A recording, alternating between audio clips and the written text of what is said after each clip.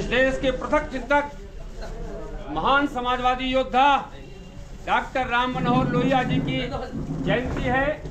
आज लोहिया जनता दल के ओर से हम सब उनकी जयंती मना रहे हैं, उन्हें श्रद्धा सुमन अर्पित कर रहे हैं।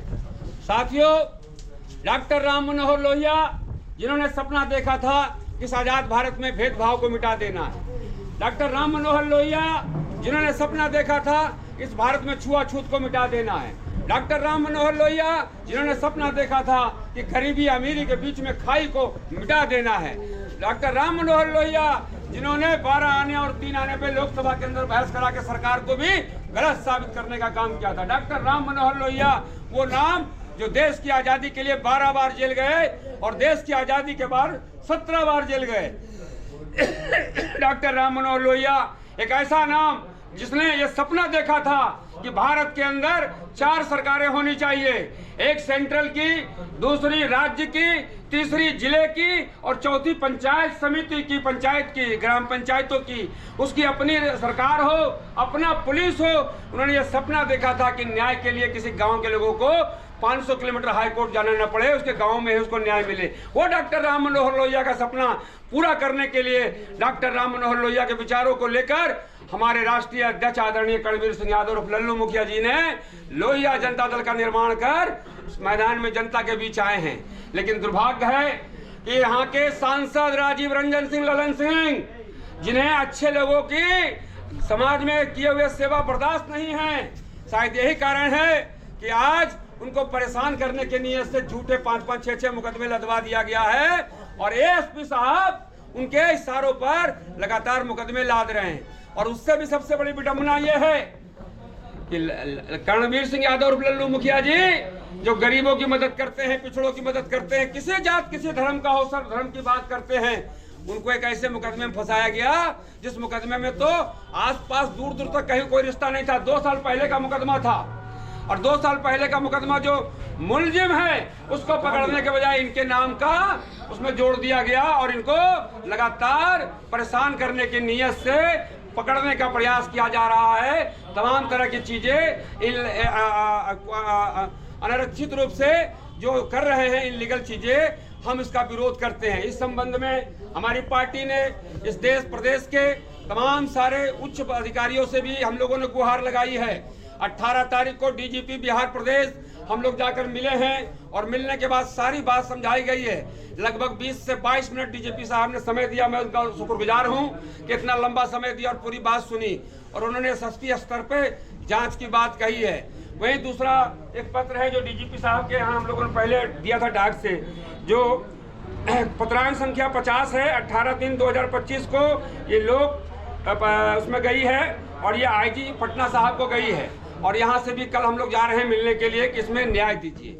जहाँ तक प्रश्न है आज के तारीख में इस प्रेस कॉन्फ्रेंस की, इसमें हम लोग स्पष्ट रूप से कह चुके हैं कि किसी प्रकार का कोई ऐसा काम हमारे राष्ट्रीय अध्यक्ष जी कतई नहीं करते, दूर दूर तक नहीं करते जिससे क्षेत्र की जनता को नुकसान हो।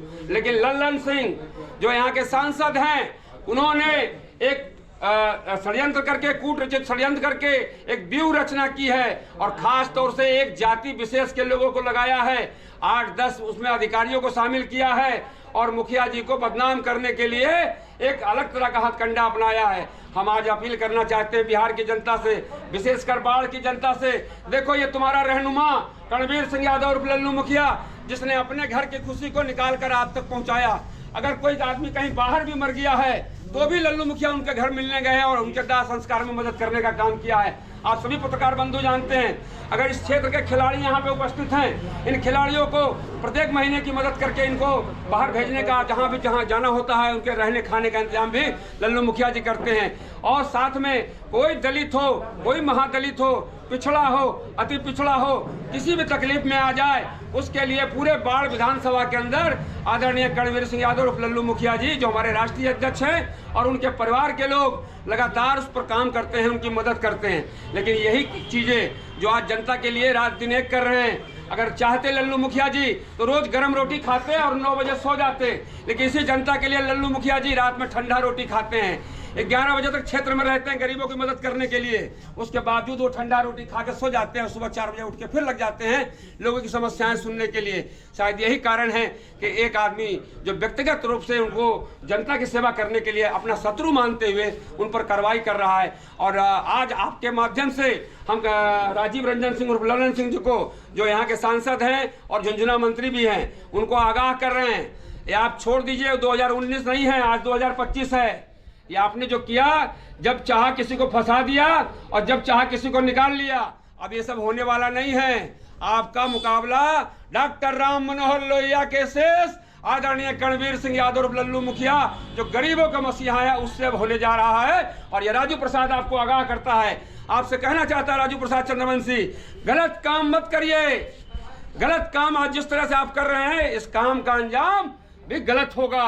हाँ, आप जानते हैं कि ईश्वर की लाठी में आवाज नहीं होता है, जब वो बेजुबान होती है, लेकिन जब पड़ती है तो उसका असर सदियों तक रहता है। और आपके ऊपर भी ईश्वर की लाठी ऐसी पड़ेगी, चिंता मत करिए। और रही बात ये कि आपकी अगर हैसियत है, एसपी साहब आप भी सुनिए, ये जो आप कर रहे हैं, आपके जैसे लोग अधिकारियों के साथ ही अन्य जो आप कर रहे हैं, इनके साथ जो है इनके चेहरे उजागर करने की जरूरत है। और हम आपको यकीन दिलाते हैं, अब मेरा आंदोलन शुरू हो चुका है। आने वाले 3 दिनों बाद हमारा स्थापना दिवस है, उस दिन से हम अपना आंदोलन शुरू कर रहे हैं और आपको बेनकाब कर देंगे। ये जो एएसपी का पदवी लगा के आप किसी व्यक्ति के लिए काम कर रहे हैं और प्राइवेट कंपनी बन के जो काम कर रहे हैं, आप तो सुधार लीजिए, और नहीं तो आपको सुधारने पर मजबूर कर देंगे। 1 लाख लोगों को लेके आपके ऑफिस को घेर लेंगे। आने वाले समय में आपके ऑफिस का घेराव करने जा रहे हैं। आपकी हिम्मत हैसियत हो तो आज मेरे ऊपर मुकदमा करके दिखा देना, हम जान जाएंगे तुम्हें कुछ क्षमता है, कुछ हैसियत है। ये 4-5 अपने जात के दरोगा पुलिस